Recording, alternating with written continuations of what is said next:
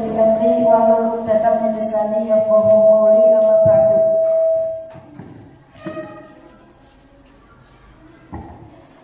Yang kami hormati Bapak Kepala Sekolah SD Negeri 02 Tulungagung, yang kami hormati Bapak Ibu guru beserta stafnya SD Negeri 02 Tulungagung, dan yang kami hormati Ibu Endang Purwanti selaku guru penggerak. Alhamdulillah pada siang hari ini bisa mengikuti acara diseminasi budaya positif di sekolah Kamis tanggal 19 Oktober tahun 2023. Salawat dan salam marilah kita haturkan kehadirat junjungan kita Nabi Agung Muhammad sallallahu alaihi wasallam. Semoga dengan syafaatnya kita mendapatkan syafaat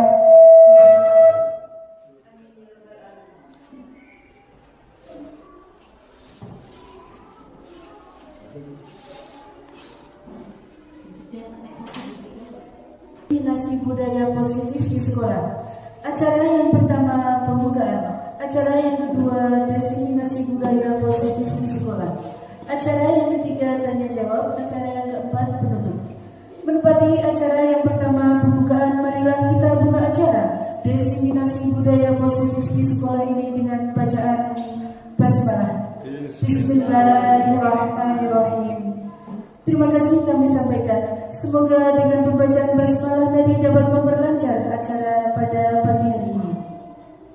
Menempati acara yang kedua, penyampaian diseminasi budaya positif di sekolah dengan berbagi pemahaman dan pengalaman penerapan budaya positif di sekolah yang akan disampaikan oleh Ibu Endang Purwanti. Beliau adalah salah satu calon guru penggerak Angkatan 9 Kabupaten Pekalongan. Kepada Ibu Endang Purwanti, waktu dan tempat kami persilakan.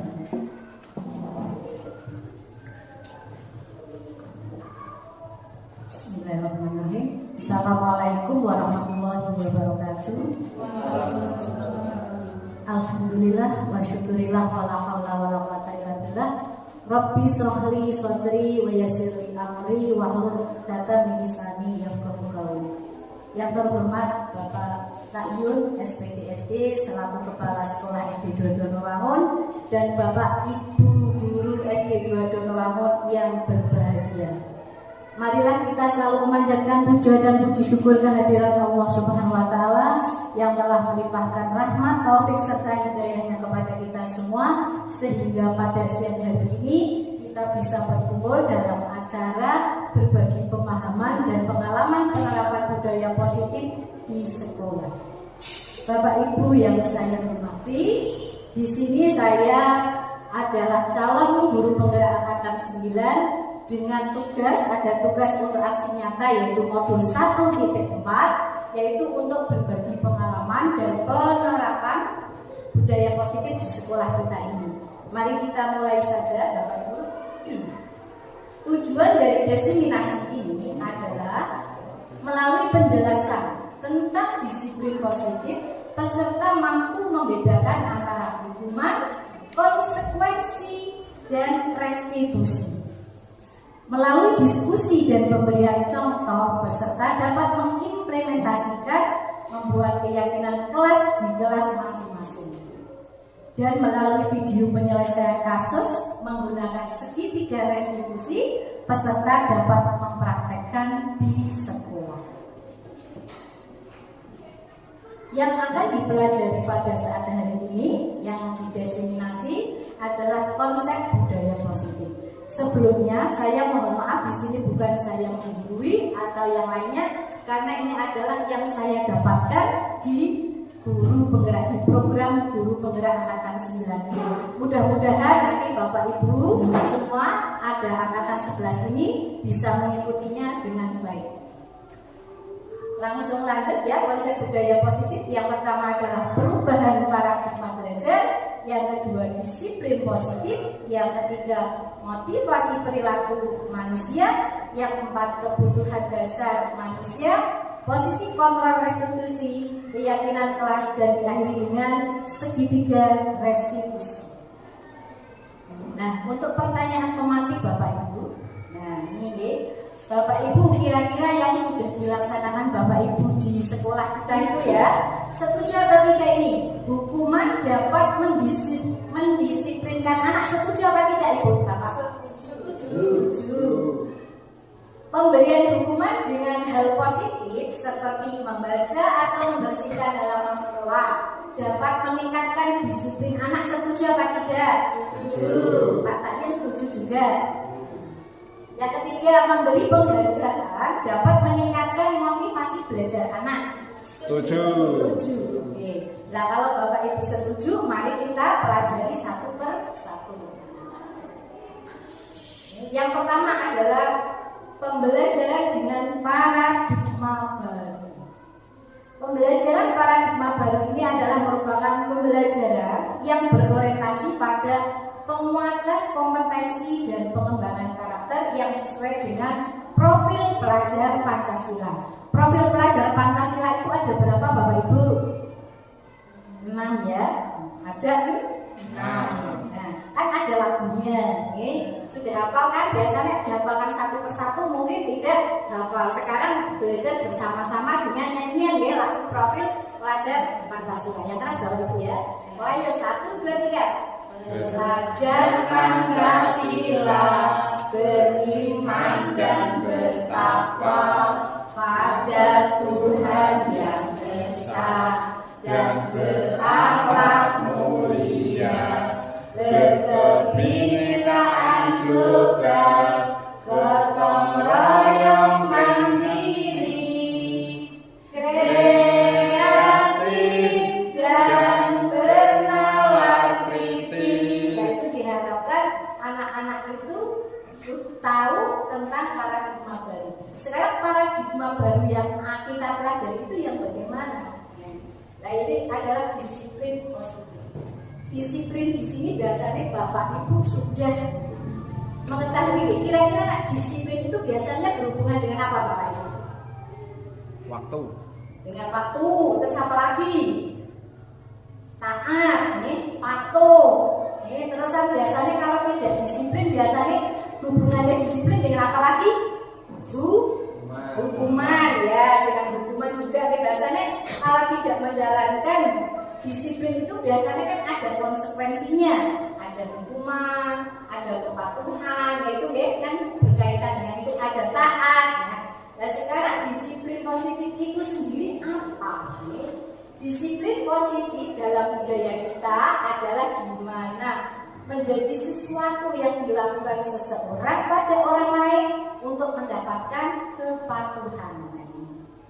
Kita cenderung menghubungkan kata disiplin dengan ketidaknyamanan. Biasanya kalau ada hukum kan rasanya kita itu tidak nyaman Bapak Ibu. Menurut Diana dosen menyatakan bahwa kata disiplin itu berasal dari bahasa Latin, yaitu disciplina, yaitu artinya belajar. Berarti disiplin itu arti sebenarnya adalah belajar. Kata disiplin juga berasal dari akar kata yang sama dengan disiplin, yaitu murid. Untuk menjadi seorang murid harus paham betul alasan mereka mengapa mengikuti suatu ajaran tertentu, sehingga motivasi yang terbangun adalah motivasi intrinsik, bukan ekstrinsik. Lihat intrinsik itu apa, ekstrinsik itu apa? Mari kita bersama-sama. Intrinsik misalkan seperti ini. Anak-anak lari-lari pagi-pagi mau berangkat sekolah, lari-lari karena kepingin berangkat basic. Lah itu tujuannya kan biasanya ada dua. Yang pertama karena takut dihukum, karena kena sanksi. Nah itu berarti itu kira-kira unsur dari mana? Itu dari diri sendiri atau dari luar Bapak Ibu? Dari luar berarti itu unsur ekstrinsik. Begitu juga dengan aku daripada diomongin wong-wong pangkate awan, lebih baik saya berangkat basic. Itu juga dari eksternal. Ya, kalau dari diri sendiri berarti kesadaran bahwa saya itu tanggung jawab saya itu adalah berangkat basic tepat waktu. Itu untuk murid. Begitu juga untuk guru. Guru juga seperti itu. Kita kita berangkat dasi itu bukan karena takut kepada kepala sekolah, bukan karena takut kepada masyarakat, tapi karena dari diri kita sendiri. Berarti saya itu disiplin karena memang itu tanggung jawab saya. Jadi berangkat itu ya lebih awal dari anak-anak misalnya seperti itu. Berarti itu yang unsur intrinsik, bukan dari orang lain. Kita berangkat jangan karena takut pada kepala sekolah. Wah, kepala sekolahnya sudah berangkat dasi, saya takut atau saya tidak nyaman mau kepala sekolahnya sudah berangkat dasi, masuk sayanya berangkatnya siang. Nah itu berarti bukan faktor intrinsik, bukan kesadaran dari diri sendiri, tapi dari orang, dari eksternal, dari luar. Nah itu semuanya itu ada nilai-nilai kebajikannya, nilai-nilai kebajikan dari disiplin itu tadi. Nah nilai kebajikannya itu juga seperti tadi itu di profil pelajar Pancasila. Yang utamanya kita itu harus bertanggung jawab. Nah sekarang kita para pendidik untuk menciptakan disiplin kepada anak itu mesti ada caranya. Bocah disiplin itu mesti ada caranya. Yaitu caranya hukuman, konsekuensi, dan satu lagi restitusi. Mesti tunggu bocah disiplin itu piye? Kan kadang seperti itu. Nah sekarang hukuman. Hukuman itu adalah sistem tidak akan berjalan jika murid itu takut mendorong dan menyalahkan diri. Misalkan ya itu tadi, aku itu nek orang garap PR engko dihukum, berarti aku kudu garap PR. Nah misalkan seperti itu berarti hukuman. Aku nek orang garap PR engko kon melayu-melayu ngubuhi lapangan, itu berarti suatu hukuman. Tapi tujuan kita kan untuk disiplin. Berarti tadi yang pertanyaan pemantik itu, nah nanti dihubungkan dengan yang tadi itu ya. Terus anak biasanya belajar menyembunyikan kesalahan karena takut dengan hukuman. Akhirnya anak itu akan ngapusi. Ngapusi biasanya orang garap PR apa saling ditanya misalnya karena ngapusi berbohong, ngomongnya lupa atau bilang sakit, itu karena takut dari hukuman. Terus biasanya hukuman itu dibuat oleh guru dan mencoba mengontrol anak dengan penguatan negatif. Itu awas, kalau kamu tidak mengerjakan PR, kamu akan seperti ini, kamu akan lari seperti ini. Begitu juga dengan anak upacara tidak memakai topi, lah kok didukung kamu kalau tidak memakai topi nanti akan lari-lari di lapangan. Nah itu biasanya ancaman, itu yang disebut dengan hukuman. Sekarang yang kedua, konsekuensi. Konsekuensi itu adalah memerlukan monitoring dan supervisi terutama dari guru, dari murid ke guru. Konsekuensi berarti misalkan anak-anak seperti ini nakali kancane, terus bukunya suwek, berarti konsekuensinya anak itu bagaimana? Nek bukunya suwek berarti konsekuensinya mengganti. Nah, itu kan berarti konsekuensi, bukan karena hukuman. Nanti Bapak Ibu ada contoh-contoh nanti dijawab bareng. Terus yang kedua, mendorong kepatuhan. Dengan adanya konsekuensi, nanti kalau kamu tidak seperti ini kan akhirnya anak patuh dengan ada konsekuensi itu. Terus anak belajar taat peraturan. Nah, karena sudah terpampang tulisan taat peraturan atau tata tertib, anak-anak dengan ada tata tertib itu berarti berusaha untuk mematuhi walaupun tidak dengan ikhlas. Itu karena konsekuensi. Terus dibuat oleh guru dan murid. Nah, konsekuensi ini berarti untuk tata tertibnya itu dibuat oleh guru dan murid dan yang mencoba mengontrol anak dengan penguatan positif lebih mending daripada hukuman. Ya. Sekarang yang ketiga, restitusi. Restitusi itu murid belajar bertanggung jawab untuk perilakunya. mendorong disiplin positif. Anak belajar memecahkan masalah dan dibuat oleh guru. Misalkan seperti ini, anak tidak mengerjakan tugas. Lah ditanya, tidak langsung dihukum, tidak mengerjakan PR langsung dihukum. Kamu lari gini-gini kan tidak. Tapi ditanya, mengapa kamu tidak mengerjakan PR? Nah, yang lain itu seperti itu, restitusi. Nah, sekarang ini Bu, antara hukuman dan konsekuensi. Kira-kira yang pertama, mencatat 100 kali di dalam buku kalimat. Saya tidak akan terlambat lagi karena terlambat sekolah. Kira-kira ini maksudnya hukuman atau konsekuensi? Hukuman. Apa kira-kira? Mencatat 100 kali dalam buku, kan biasanya dulu seperti itu nih. Itu kan model lama. Kalau terlambat, saya tidak akan mengulang sekali lagi terus sampai 100. Itu termasuk hukuman atau konsekuensi? Hukuman. Nah, sekarang yang kedua, lari mengelilingi lapangan basket 2 kali karena terlambat di sekolah. Lari-lari disuruh lari, asalnya terlambat sekolah, kamu di lapangan. Kira-kira hukuman atau konsekuensi? Hukuman. Yang ketiga, murid diminta untuk push up, ya, 15 kali karena tidak menggunakan masker pada saat itu kan masker diwajibkan. Nah, anak disuruh push up asal orang bawa masker. Itu hukuman atau konsekuensi, Bapak? Salah orang. Konsekuensi menurut Bunda, konsekuensi menurut Pak Haryanto hukuman. Ya. Nanti kan ada jawabannya nanti bencana bareng-bareng. Mengganti kertas tugas teman yang telah dicoret-coret. Membersihkan tumpahan air di meja karena tersenggol pada saat belajar. Konsekuensi. Terus murid disuruh untuk tidak mengenakan sepatu seharian di sekolah karena tidak menggunakan sepatu hitam. Lari mengelilingi lapangan basket 2 kali karena terlambat 10 menit untuk pelajaran PDOK. Hukuman. Ya sekarang jawabannya udah.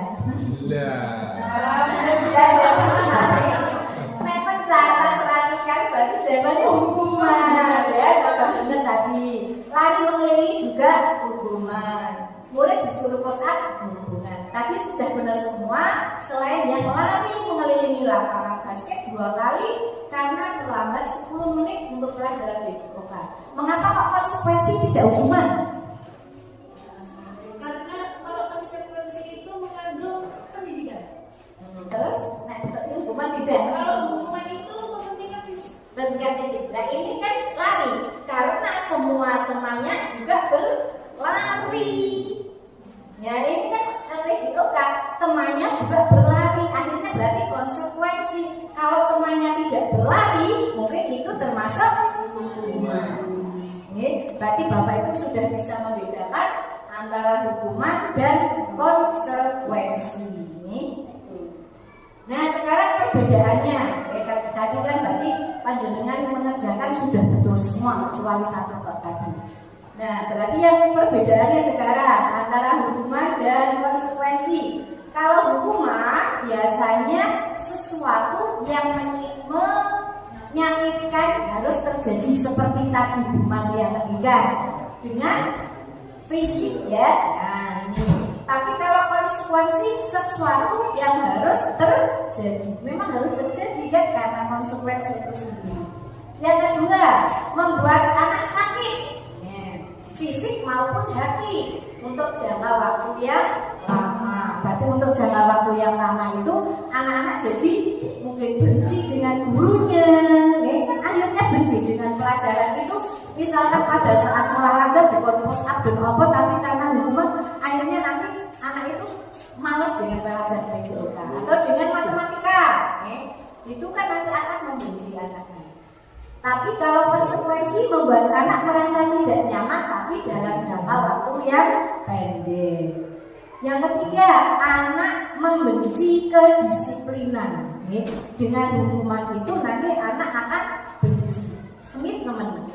Tapi dengan konsekuensi anak akan menghargai disiplin. Hukuman biasanya paksaan, konsekuensi stimulus tanggapan. Terus mendorong anak menyakiti diri sendiri dan menyalahkan diri sendiri. Tapi dengan konsekuensi mendorong anak mudah untuk menyesuaikan diri. Konsep diri yang buruk kalau hukuman, ini pikirannya kita wis melek dhisik. Tapi kalau konsekuensi biasanya konsep diri yang baik. Hukuman seperti tadi anak belajar untuk menyembunyikan kesalahan. Tapi untuk konsekuensi anak belajar untuk mematuhi peraturan. Hukuman biasanya anak yang marah, rasa bersalah, dipermalukan, merasa tak dihargai. Untuk konsekuensinya adalah kehilangan hak, dibuat tidak nyaman, diasingkan untuk sementara. Ini perbedaannya ini. Nah sekarang tadi kan 3, hukuman, konsekuensi, sekarang restitusi. Mungkin restitusi adalah termasuk kosakata baru ya. Nah restitusi itu apa? Restitusi adalah proses menciptakan kondisi bagi murid untuk memperbaiki kesalahan mereka sehingga mereka bisa kembali pada kelompok mereka dengan karakter yang lebih kuat.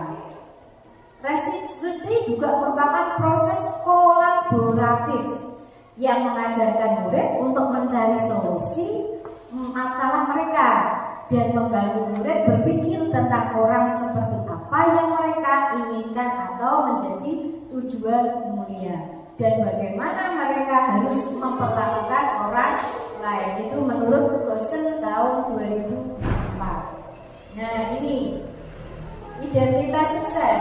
Kalau identitas gagal itu hukuman itu tadi gagal termasuk. Orang itu masih merasa, anak itu masih merasa gagal. Kalau identitas sukses, berarti biasanya disiplin adalah konsekuensi dan restitusi. Konsekuensi itu biasanya netral. Hukuman itu negatif, kalau restitusi akan berdampak positif. Contohnya seperti ini. Hukuman berarti sesuatu yang menyakitkan harus terjadi.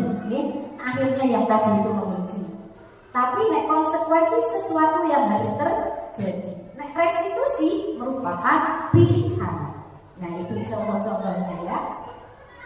Terus untuk hukuman tidak nyaman untuk murid dalam jangka waktu yang panjang tadi. Tidak nyaman untuk murid atau anak untuk jangka waktu yang pendek. Tapi kalau restitusi adalah menguatkan untuk murid atau anak dalam jangka waktu yang panjang. Pokoknya dampak dari restitusi adalah positif, konsekuensi adalah netral, dan hukuman adalah berdampak negatif.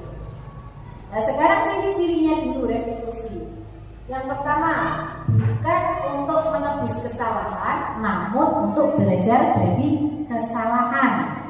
Misalkan, saya sudah menerapkan itu, anak tidak mengerjakan tugas.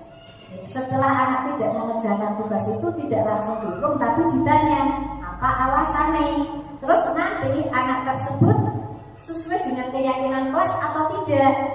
Terus apa dampaknya dan apa solusinya itu anak sendiri yang menjawab. Berarti dipancing-pancing supaya anak itu yang menjawab. Yang kedua, memperbaiki hubungan. Jelas nih. Yang tadinya benci kepada guru, benci kepada sesama teman karena hukuman, tapi kalau dengan restitusi adalah hubungannya akan tetap baik.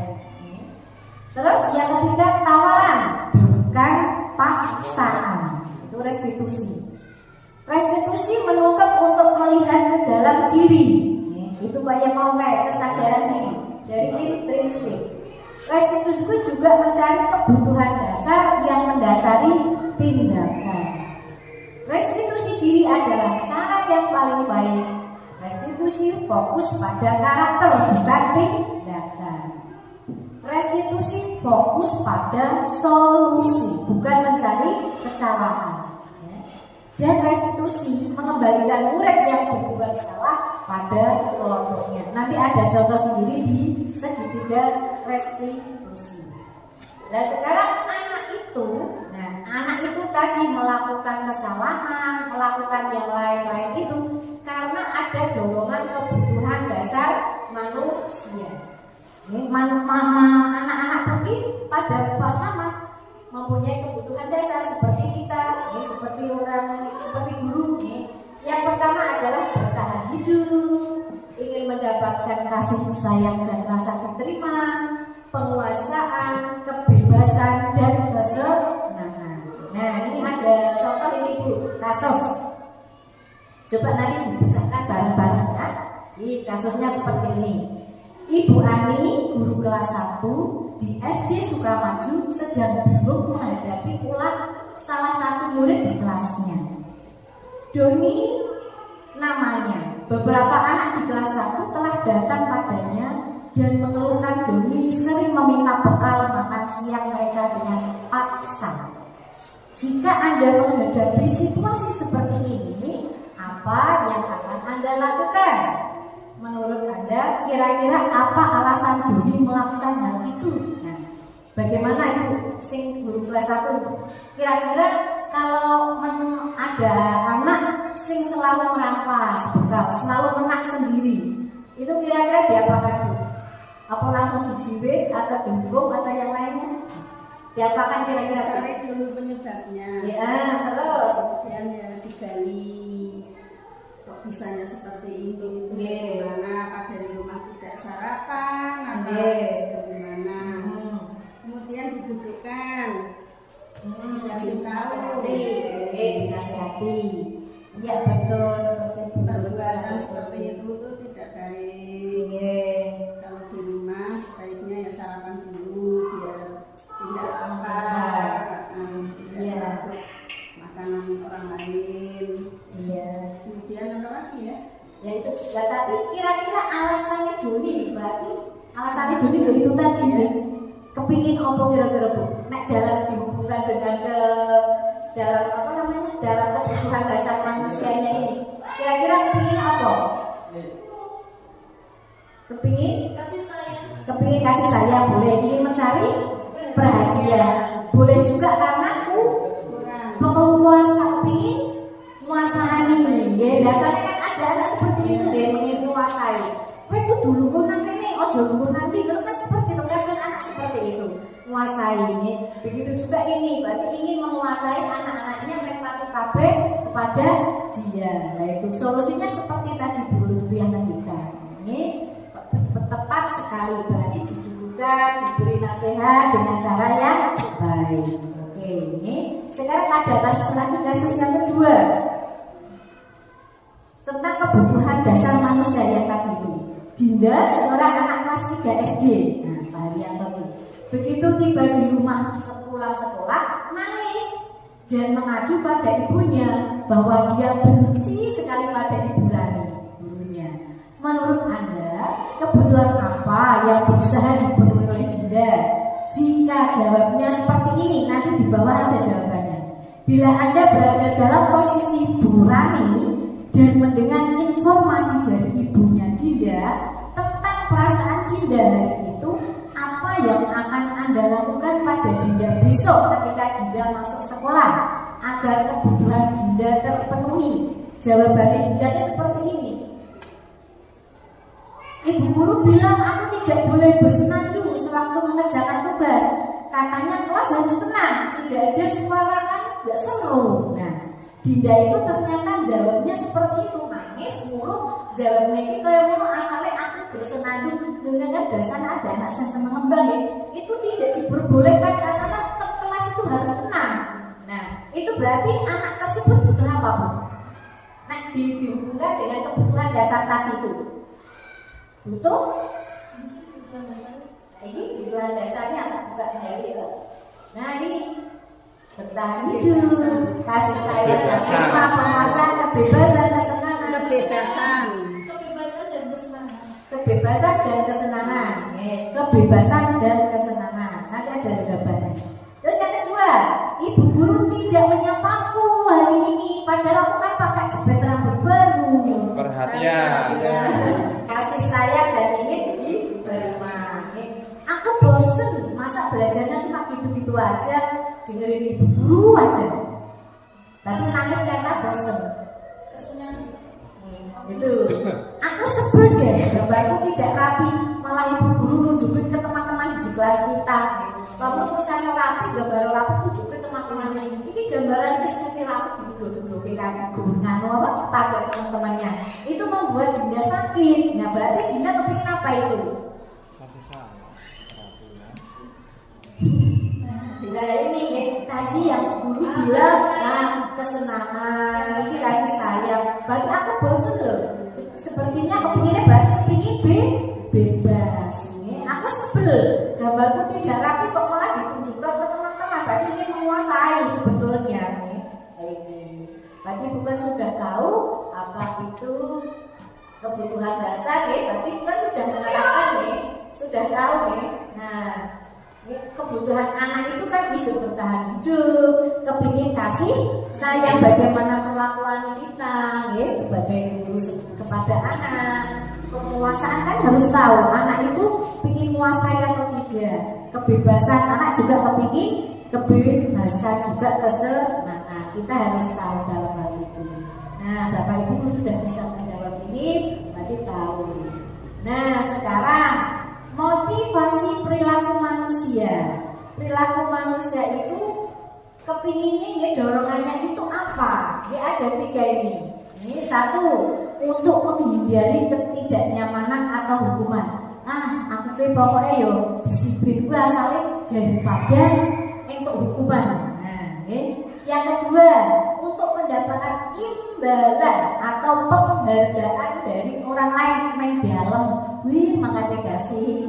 Kan ada orang apalagi anak kadang orang tua pun kadang ada motivasinya makan kasih kepingin di alam. Kan ada mungkinnya. Yang ketiga, untuk menjadi orang yang mereka inginkan dan menghargai diri sendiri dengan nilai-nilai yang mereka percaya. Kira-kira 1, 2, 3 itu sepakat Ibu? 3 berarti tidak mengharapkan hubungan dan tidak mengharapkan penghargaan. Nanti akan kembali lagi kepada pertanyaan tematik yang lagi. Nah itu berarti manusia itu harapannya, motivasinya adalah untuk menjadi orang yang mereka inginkan dan menghargai diri sendiri dengan nilai-nilai yang mereka percaya. Nah berarti ini tadi kalau menghindari ketidaknyamanan berarti termasuk eksternal atau internal? Eksternal. Ingin penghargaan juga eksternal. Yang paling baik itu tadi menghargai diri sendiri. Saya akan menjadi orang yang seperti apa bila saya melakukannya. Ini adalah tujuan dari awalnya, yaitu tujuan disiplin positif. Nah, menurut Ki Hajar Dewantara, merdeka itu artinya tidak hanya terlepas dari perintah. Kamu diperintah, misalnya diperintah kepala sekolah, kamu harus patuh. Nah, tetapi juga cakap buat memerintahkan diri sendiri. Walaupun tidak seperti tadi saya matur, walaupun tidak disuruh kepala sekolah, walaupun tidak harus taat kepada peraturan, tapi kita dari diri sendiri kita harus bertanggung jawab. Itu merdeka menurut Ki Hajar Dewantara, tidak hanya diperintah saja, tapi memerintah diri sendiri. Nah, sekarang dihukum oleh penghargaan. Nah, ternyata penghargaan itu bagaimana ini? Saat kita berulang kali menjanjikan hadiah kepada anak-anak agar berperilaku bertanggung jawab, atau kepada seorang murid agar mempelajari sesuatu yang baru, atau kepada seorang karyawan agar melakukan pekerjaan yang berkualitas, kita sedang berasumsi mereka tidak dapat melakukannya atau mereka tidak akan memilih melakukannya. Nah, berarti kadang ada motivasi seperti itu. Berarti Bapak Ibu dalam di kelas, misalkan bisa hitung-hitungan kepingin nanti saya beri permen. Nah, itu akan mendisiplinkan anak apa tidak? Disiplin pada saat dengan rupiah misalkan. Nah, tapi besok lagi kan belum tentu rupiah seperti itu. Pas rupiah tidak berangkat diganti Nur Hikmah. Perlakuannya tidak seperti rupiah. Bagaimana anak? hukuman bisa mendisiplinkan, penghargaan bisa mendisiplinkan apa tidak? Ternyata pada akhirnya tidak. Hukuman itu, penghargaan juga tidak memberikan untuk jangka panjang, itu tidak bisa anak-anak itu dijamin disiplin, itu tidak. Lah kadang hanya senangnya kalau bulut itu menanu kok, dan selalu memberi penghargaan kok. Kalau bunur itu tidak. Nah nanti berarti senangnya kalau bulut tidak senang dengan bunur, itu juga akan merusak hubungan. Kan seperti itu nih. Berarti penghargaan juga tidak menjamin itu nih. Dan ini alif wal mengemukakan baik penghargaan maupun hukuman adalah cara mengontrol perilaku seseorang yang menghancurkan potensi untuk pembelajaran yang sesungguhnya. Menurut Kohn, secara ideal tindakan belajar itu sendiri adalah penghargaan sesungguhnya. Berarti awalnya dari belajar itu penghargaan.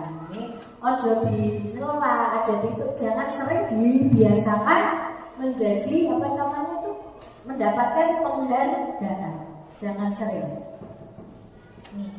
Ini juga penghargaan efektif jika menginginkan seorang melakukan sesuatu yang kita inginkan dalam jangka waktu pendek. Dalam jangka waktu pendek itu seperti ini, misalkan lomba. Lomba mendapat hadiah. Nah itu kan berarti dalam jangka waktu yang pendek. Tapi dalam pembelajaran kok selalu diberi hadiah, itu akan merusak anak. Karena apa? Dalam jangka waktu yang panjang. Itu dalam jangka waktu panjang jangan sering-sering diberi hadiah. Begitu juga dengan ini ranking ini. Jika menggunakan penghargaan lagi, maka orang tersebut akan bergantung pada penghargaan yang diberikan, serta kehilangan motivasi dari dalam. Nah ini akan penghargaan juga tuh katanya tergantung. Aku sungkan garap orang permain nih. Aku orang yang juga sungkan mengerjakan karena tidak ada hadiahnya gitu. Tapi karena apa? Jangka waktu yang panjang. Ingat, tapi kalau dalam jangka waktu yang pendek diperbolehkan. Misalkan lomba lari, mendapat penghargaan, mendapatkan uang pembinaan, mendapatkan piala, memang itu haknya, tidak apa-apa karena dalam waktu jangka yang pendek. Terus penghargaan menghukum mereka yang tidak mendapatkan penghargaan, misalkan ranking. Makanya di kurikulum Merdeka ini tidak boleh dicantumkan ranking, karena ranking juga bisa menyebabkan mereka itu iri. Kan di dalam hatinya, aku ini bijinya paling kacak sih karo kae, tapi aku iso kaya biji. Mungkin dia itu disayang bapak ibu guru, mungkin dia anaknya siapa, itu mungkin akan timbul semacam itu. Kayak orang pinter kok asalnya anaknya kaya, jadi ini bijinya akeh. Itu akan menimbulkan sifat seperti itu pada anak. Makanya dari kurikulum Merdeka sudah tidak diperbolehkan untuk menuliskan ranking, tidak diharapkan. Dan memberikan penghargaan dan hukuman adalah hal yang sama, karena keduanya mencoba mengendalikan perilaku seseorang. Berarti intinya perhukuman dan penghargaan itu sama-sama merusak anak. Nah ini pengaruh juga dalam jangka yang panjang, hubungan penghargaan. Penghargaan itu menghukum, penghargaan sama dengan menghukum. Penghargaan mengurangi ketepatan, penghargaan tidak efektif. Penghargaan, nah itu tadi, merusak hubungan. Dihukum oleh penghargaan juga menurunkan kualitas. Kalau tidak diberi sukan, nah itu. Penghargaan mematikan kreativitas dan penghargaan mengurangi motivasi intrinsik. Berarti intinya kepinginnya dari, berarti intinya dari eksternal, dari luar. Mau belajar, mau menghafal, mau disiplin kalau ada penghargaan. Nah itu. Berarti intinya sama-sama ya. Intinya hukuman dengan penghargaan sama-sama merusak anak. Nah sekarang dalam kita sebagai seorang guru, dalam menghadapi anak, itu juga ada posisi kontrol restitusi. Posisi kontrol restitusi itu ada 5 Bapak Ibu. Ini yaitu sebagai penghukum, sebagai pembuat merasa bersalah, sebagai teman, pemantau, dan kelima manajer. Sebagai penghukum itu apa? Merasa bersalah bagaimana? Nanti ada videonya ya nanti. Nah sekarang nih 5 posisi kontrol kita. Nih 5 posisi kontrol kita, motivasi guru di identitas gagal itu adalah penghukum dan membuat rasa bersalah, teman dan pemantau serta manajer. Sekarang ini dulu.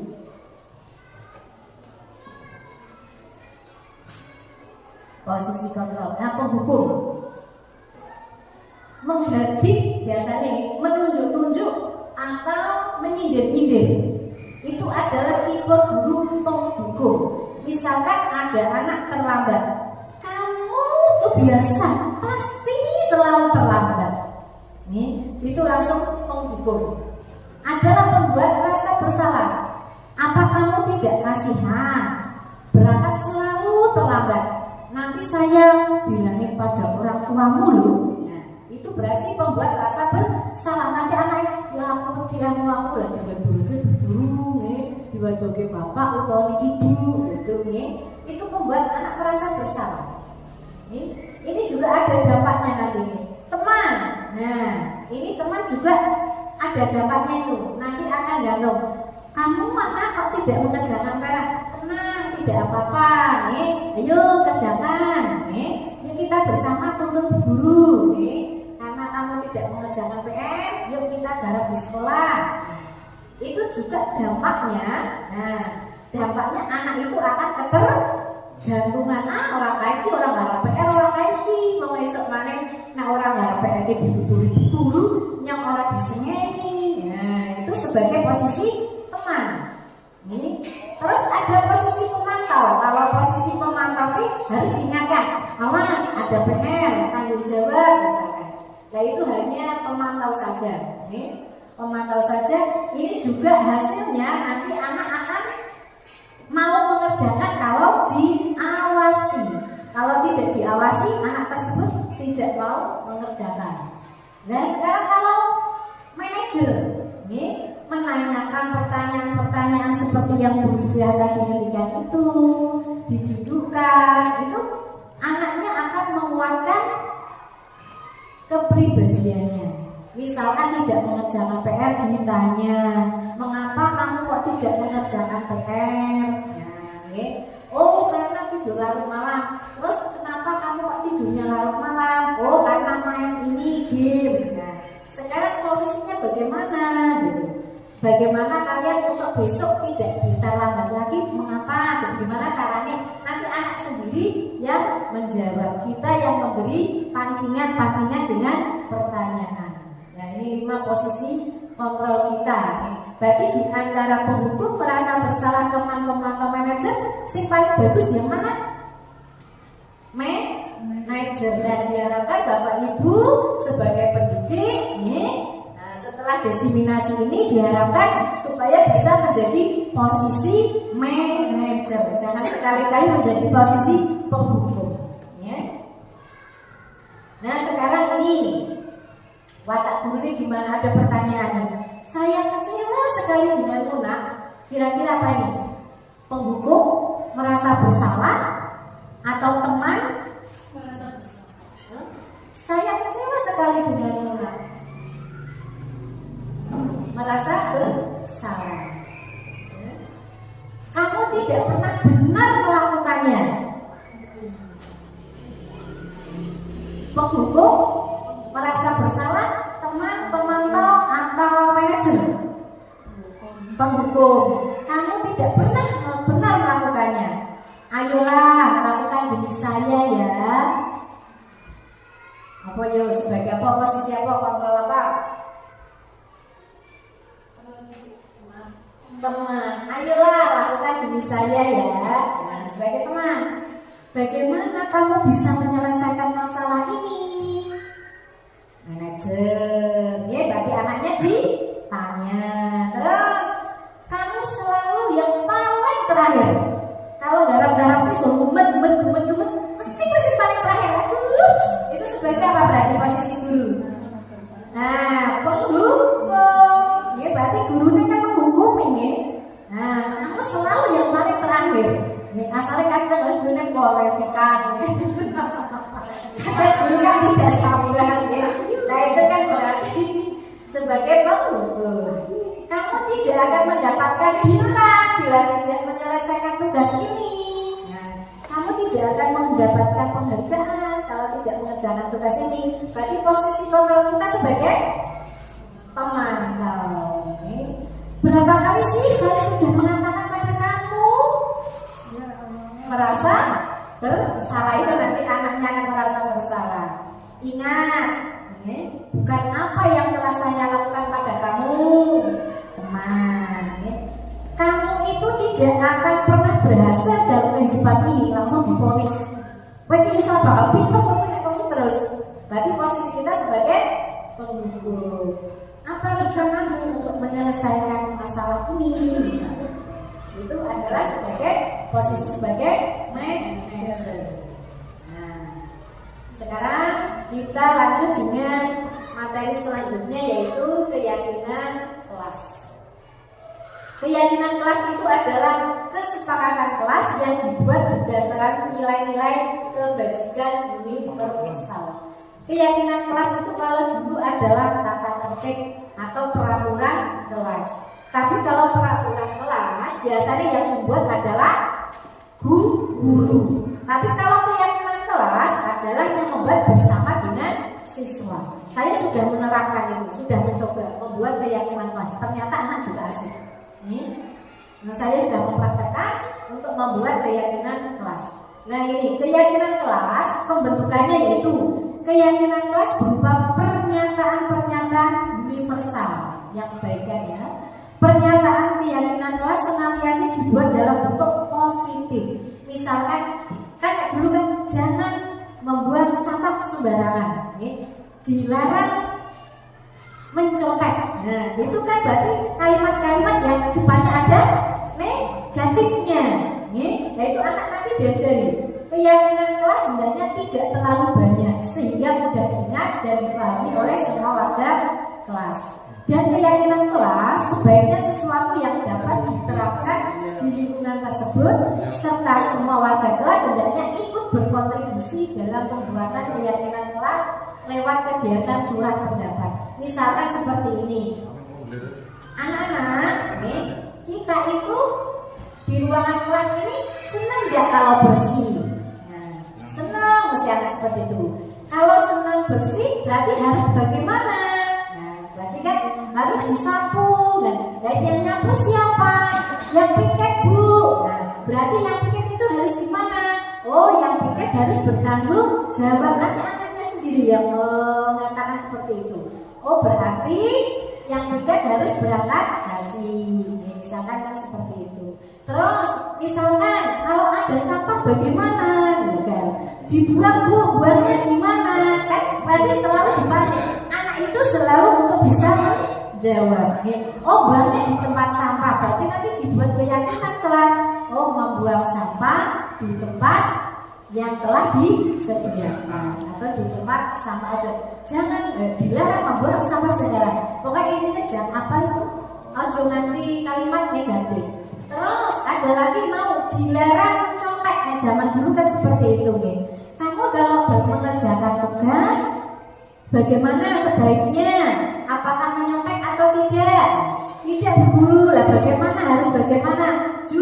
Jujur. Nah, berarti kan nilainya masuk jujur. Jujur berarti harus mengerjakan tugas dengan sendirinya atau dengan jujur, tidak tergantung orang lain atau tidak menyontek kan seperti itu. Ini anak dipancing-pancing. Ini dipancing-pancing bagaimana agar telahnya tertib. Terus misalkan anak-anak begini, nek pamane bu guru nerang nih, kue kok rame, itu seneng dah. Nyaman tidak? Dan nanti anak akan menjawab.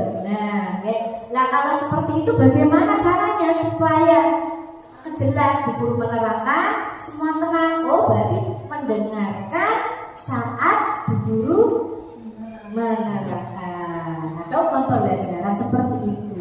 Dipancing anaknya itu selalu dipancing.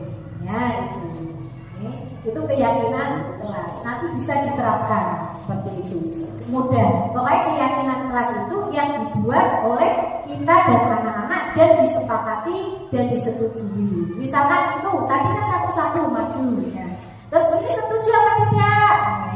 Kalau anak-anak itu mengerjakan soal jujur, tidak nyontek, setuju tidak? Setuju. Nah, berarti nanti kan dibuat keyakinan kelas. Nah, ini contoh nih. Masuk kelas tepat waktu, berdoa sebelum dan sesudah belajar. Ini contoh-contoh dari keyakinan kelas.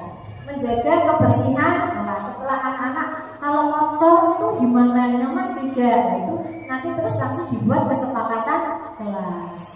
Terus melaksanakan dan mengikuti pembiasaan sekolah dengan baik, mengikuti pembelajaran dengan baik, saling menolong dan saling menghargai serta berbicara yang sopan. Nah, itu juga termasuk keyakinan. Tapi awalnya dibaca dulu. Anak-anak, kalau kalian mendengar suara yang tidak baik itu bagaimana? Ya kan tidak senang kok, nanti anak-anak itu akan terpancing, dipancing tapi dengan kalimat-kalimat yang positif. Kalau sudah disimpulkan dan dijadikan sebagai keyakinan kelas, ya. Nah, terus ini nilainya. Masuk kelas tepat waktu, berarti nilai atau keyakinan kelas adalah berarti disiplin. Oh, berarti kalau masuk kelas tepat waktu itu berarti masuk dimensi disiplin. Berdoa sebelum sudah belajar berarti beriman dan bertakwa. Menjaga kebersihan kelas berarti masuk kebersihan. Melaksanakan dan mengikuti pembiasaan sekolah dengan baik. Misalkan hari Rabu Asmaul Husna yang sudah kita jalani, hari Senin upacara, hari Jumat olahraga. Itu nanti berarti kalau sudah bisa melaksanakan pembiasaan itu berarti nilainya adalah disiplin. Mengikuti pembelajaran dengan baik, dengan mengerjakan soal dengan baik itu adalah tanggung jawab. Saling menolong dan menghargai kerukunan dan berbicara dengan sopan adalah tanggung jawab. Nah, ini dibuat seperti ini. Ini dibuat disiplin seperti ini. Kalau sudah dari anak-anak itu tadi setelah disetujui, ditandatangani anak terus itu nanti dibuat seperti ini. Bisa dibuat seperti langsung dirangkum boleh. Kalau saya seperti itu masih sesuai dengan hasil anaknya juga bisa. Lanjutnya sekarang materi yang selanjutnya adalah segitiga restitusi. Restitusi itu kan tadi Bapak Ibu sudah bisa ya tahu. Nah, dalam segitiga restitusi itu ada 3, yaitu menstabilkan identitas, validasi kebutuhan dan menanyakan keyakinan. Untuk menstabilkan identitas itu adalah berdasarkan prinsip membuat kesalahan adalah bagian dari proses pembelajaran. Ini berperan menggeser identitas murid dan identitas gagal ke identitas sukses, dan jangan mengkritik murid yang sedang mengalami identitas gagal. Maksudnya seperti ini, apabila anak itu melakukan kesalahan atau identitas gagal, jangan langsung divonis, langsung dihukum. Nah, diajukan pertanyaan, membuat kesalahan sesuatu itu wajar, nah. Manusia itu tidak ada yang sempurna. Nanti itu anaknya itu akan stabil. Ojo langsung bingung, itu anaknya nanti akan itu. Kita bisa memperbaiki masalah ini kok.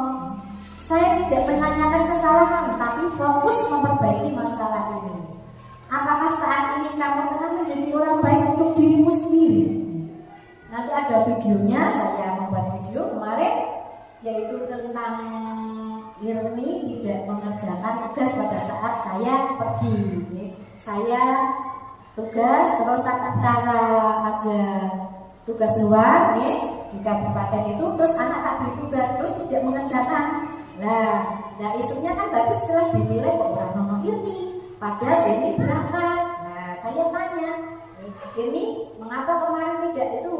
Anaknya itu sendiri tanya, selamat pagi ini, selamat pagi. Kamu tahu enggak mengapa dipanggil ke sini? Anaknya mesti menjawab, ya Bu, karena tugas kemarin ya Bu. Iya, mengapa kamu tidak mengerjakan itu? Kan pasti punya alasan. Nah, anaknya menjawab, iya Bu, karena saya tidur larut malam jadinya ngantuk. Berarti pada saat mengerjakan tugas tidak mengerjakan tugas malahan tidur, layak tidur seperti itu. Ya manusia itu semuanya tidak sempurna, bisa melakukan kesalahan. Dulu juga pernah melakukan kesalahan seperti itu. Tapi ini misalkan ini itu telah melakukan keyakinan kelas atau belum? Mesti jawab belum. Keyakinan kelas yang mana? Tanggung jawab. Nah, sekarang untuk menyelesaikan itu bagaimana? Kayak gitu. Mesti anak itu akan menjawab. Yang pertama akan meminta maaf. Yang kedua mesti anak tidak akan tidur larut malam. Yang ketiga berusaha akan mengumpulkan tugas. Seperti itu anaknya diharapkan itu. Seperti itu identitasnya, menstabilkan identitas. Yang kedua adalah validasi tindakan yang salah. Kamu bisa kok bertindak tidak lebih gegabah lagi. Seperti itu tadi yang firman itu. Yang ketiganya adalah menanyakan keyakinan yang tadi itu. Keyakinan kelas yang mana? Oh kan jawab tanggung jawab. Terus bagaimana solusinya kamu akan mengerjakan seperti itu untuk memperbaiki masalah itu. Nanti anak itu akan menjawab dengan sendirinya. Dalam membuat segitiga restitusi ada prosedurnya. Ini tadi menstabilkan identitas, berbuat salah sudah manusiawi. Saya juga pernah melakukan seperti yang kamu lakukan. Jadi anak tidak takut. Setiap orang pernah, pasti pernah melakukan kesalahan. Yang kedua validasi tindakan salah. Kamu tentu punya alasan ya mengapa kamu tidak melakukan itu. Melakukan itu ada alasannya. Adakah cara yang lebih efektif untuk mendapatkan apa yang kamu butuhkan? Itu. Dan yang ketiga keyakinan, itu bukan tindakan salah. Keyakinan yaitu kamu tentu punya alasan. Seperti itu nanti ada videonya tapi nanti kita sedang bersama-sama nanti Bapak Ibu kan jadinya akhirnya mau tahu bagaimana sebagai sikap pendukung, sikap restitusi. Nah, ini saya coba membuat video. Mungkin dari saya cukup. Nanti video tadi sudah saya beri contoh-contoh, insya Allah sudah paham ya. Sebenarnya inilah mudah-mudahan bermanfaat. Terima kasih atas perhatiannya Bapak Ibu dan mohon maaf atas segala kekurangan. Nanti akan dilanjutkan dengan sesi tanya jawab. Terima kasih. Assalamualaikum warahmatullahi wabarakatuh. Terima kasih atas pemaparannya. Jadi kita bertambah paham. Menempati acara selanjutnya adalah sesi tanya jawab. Kepada segenap teman-teman guru kami persilakan. Assalamualaikum warahmatullahi wabarakatuh. Waalaikumsalam warahmatullahi wabarakatuh. Di sini saya hanya akan memberikan apresiasi kepada Bu Endang Nurwati. Terima kasih sekali untuk Bu Endang Nurwati karena sudah mau berbagi ilmu kepada kita semua. Yang tadinya kita itu tidak tahu tentang apa itu budaya positif, yang materi di dalamnya itu sangat banyak ya, yang kaitannya itu banyak sekali dengan kita sebagai guru atau seorang pendidik tentang hukuman, macam-macam bentuk-bentuk hukuman kepada siswa ya. Di dalamnya materinya itu sangat bagus sekali, sangat memberikan inspirasi untuk kita biar kita itu bisa kedepannya jauh lebih baik lagi sebagai guru ya, kepada peserta didik kita. Mungkin kadang kita sebagai guru, oh ternyata itu termasuk hukuman, tapi apa yang dilewati sekolah masa. Terima kasih sekali untuk Bu Endang Nurwati untuk ilmunya hari ini. Mudah-mudahan nanti kita semua bisa menerapkannya di kelas. Itu saja dari saya. Assalamualaikum warahmatullahi wabarakatuh. Waalaikumsalam. Terima kasih sudah berminta. Mudah-mudahan dengan hasil dari hasil saya mengikuti program guru penggerak ini, mudah-mudahan bisa menyemangati teman-teman juga. Jadinya nanti teman-teman juga bisa bisa langsung mendengar sendiri dari program ini kan hanya saya sampaikan kepada Bapak Ibu. Mudah-mudahan kita berdoa semua bisa menerapkan apa yang sudah saya jelaskan tadi. Mudah-mudahan Monggo selanjutnya Bapak Ibu. Benar Hikmah. Assalamualaikum warahmatullahi wabarakatuh. Waalaikumsalam warahmatullahi wabarakatuh. Ya, saya itu belum paham kalau saya kan kelas rendah ya Bu. Ya. Bagaimana membuat keyakinan di kelas rendah itu? Terima kasih.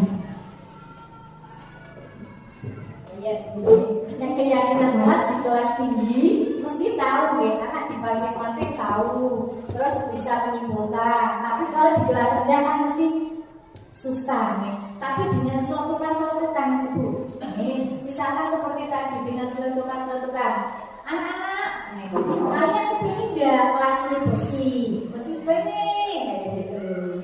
Nah, terus kalau pengen bersih itu diapakan? Disapu. Nah, nyapu siapa? Nah, itu kan dengan celutukan-celutukan itu seperti itu. Dengan celutukan itu bisa dibuat keyakinan kelas. Terus Bu Guru itu menuntun dari celutukan-celutukan itu tadi, dituntun, terus akhirnya dijadikan keyakinan kelas. Misalkan kebersihan ini yang setiap yang membuat makan terus langsung dibuat ke tempat sampah. Berarti kalau makan langsung dibuat ke tempat sampah, itu setuju apa tidak? Lalu dibuat keyakinan kelas, misalkan seperti itu. Ada yang lainnya, misalkan kelas kita kepingin bersih, berarti disapu, kita yang jaga. Nah kalau yang nyapu awal tadi itu siapa? Oh, yang piket, pasti anaknya seperti itu. Nah, berarti yang piket berarti bagaimana? Berarti kan otomatis, oh berarti yang piket berangkatnya lebih awal. Nah nanti dituntun ibu gurunya sendiri, ibu guru dan anak-anak akan dituntun lah ininya. Dituntun dari celutukan anak itu. Biasanya anak itu mesti tangannya mesti dengan celutukan. Tentang yang kecil terus dituntut jadikan keyakinan kelas. Itu. Enggak yang lainnya ada lagi. Monggo Bapak Ibu akan ada yang bertanya. Alhamdulillah acara berjalan dengan lancar. Semoga dengan acara destinasi budaya positif di sekolah ini dapat meningkatkan kompetensi kita sebagai guru dan dapat lebih membuat siswa berkreativitas, lebih bersemangat lagi untuk belajar. Kami sampaikan terima kasih untuk Ibu Ina. Menempati acara yang kedua yaitu penutup. Marilah kita tutup acara ini bersama-sama dengan mengucapkan alhamdulillah. Alhamdulillahirobbilalamin. Saya selaku pembawa acara mohon maaf apabila ada salah-salah kata. Billahi taufiq wal hidayah. Wassalamualaikum warahmatullahi wabarakatuh. Waalaikumsalam warahmatullahi wabarakatuh.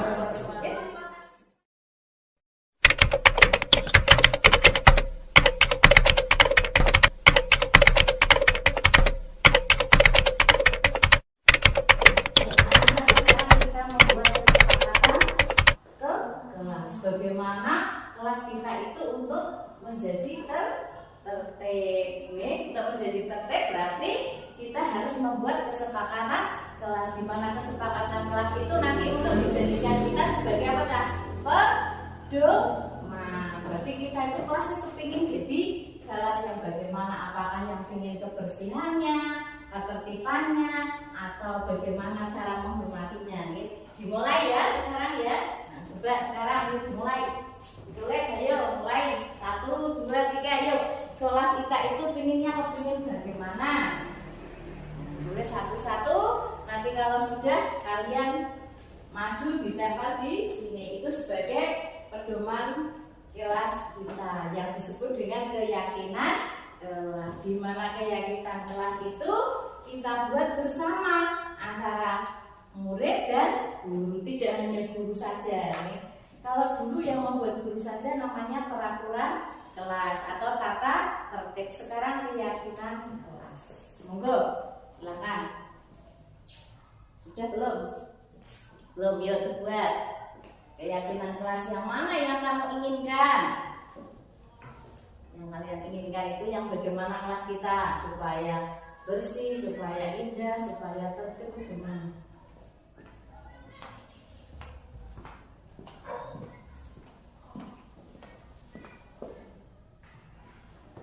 sudah, yuk kita tempelkan keyakinan kelas kamu itu. Yuk dimulai dari Vika. Yuk Vika, tempelkan di sini Vik sebagai keyakinan kelas Vik. Tempel. Ya. Terus ini.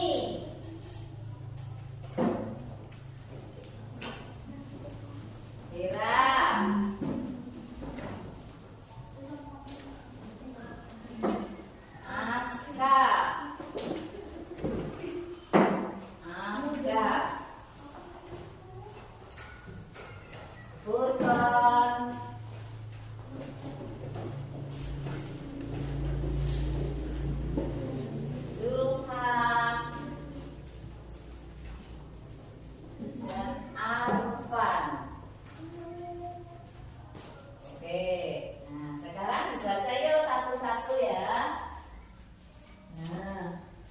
Membuang sampah pada tempatnya, kira-kira mau disetujui apa tidak?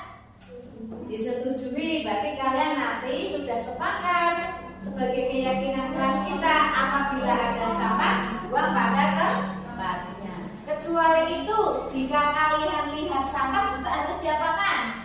Diambil, kemudian dimasukkan di tempat sampah ya. Kita sebagai keyakinan kelas ya, membuang sampah pada tempatnya. Yang kedua, menghormati teman. Nah, apakah kalian sepakat dengan menghormati teman? Sepakat. Menghormati teman itu contohnya gimana? Rukun, tidak saling ejek mengejek itu dilarang, membuli. Buli ke bocah moyo, dipoyok-poyokan, nganti nangis itu jangan ya. Ini sebagai kesepakatan kelas adalah menghormati teman. Terus mengucapkan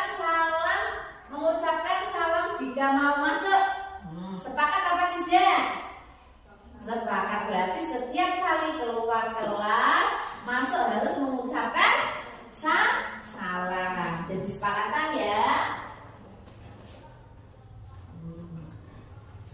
Terus, piket sesuai jadwal. Piket sesuai jadwal dan saling membantu. Misalkan yang piket itu kok sakit, tidak berangkat, berarti yang lain otomatis membantu. Jangan aku piket ya aku jangan seperti itu nih. Tapi yang piket harus bertanggung jawab, bukan apa kali direwangi. Saya tidak mau piket, jangan ya. Nah, piket tetap bertanggung jawab. Adapun yang lain tetap membantu. Sepakat ini? Sepakat ya. Piket sesuai jadwal. Nah, menaati tata tertib sekolah ya. Ini tata tertib itu berarti keyakinan. Sekarang kan bukan tata tertib nih. Ya tata tertib, tapi disebutkan sebagai keyakinan kelas, berarti menaati keyakinan ke kelas kayak gitu nih. Nah ini nanti bisa direvisi, menaati keyakinan kelas. Baik ini. Selanjutnya izin kalau mau ke belakang. Sepakat izin kalau mau ke belakang? Harus izin ya. Sepakat. Ini membuang sampah pada tempatnya sama seperti tadi. Ya, membuang sampah pada tempatnya sama. Nah, inilah kesepakatan atau keyakinan kelas yang harus kita taati. Untuk menjaga kebersihan berarti dipiket sesuai dengan jadwal. Terus saling menghormati dan saling izin apabila mau keluar atau ada keperluan ke belakang juga harus izin. Nah untuk itu kesepakatan kelas itu perlu ditandatangani. Kalian harus tanda tangan satu per satu ya, tanda tangan ya. Yuk nomor 1 tak balik. Yang awalnya Vika sekarang 1 Alia Herawati. Pak Hera. Tanda tangan Hir, sama Hir sebagai tanda kesepakatan kelas.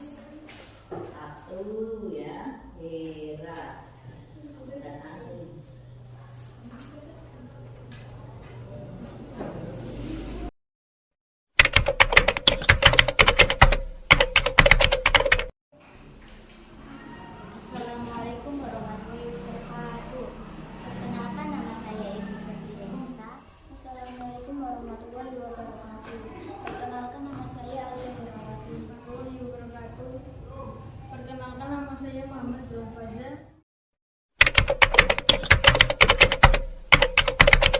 Senang sekali. Senang sekali. 10.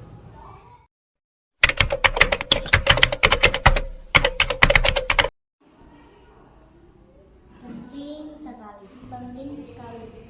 Penting sekali.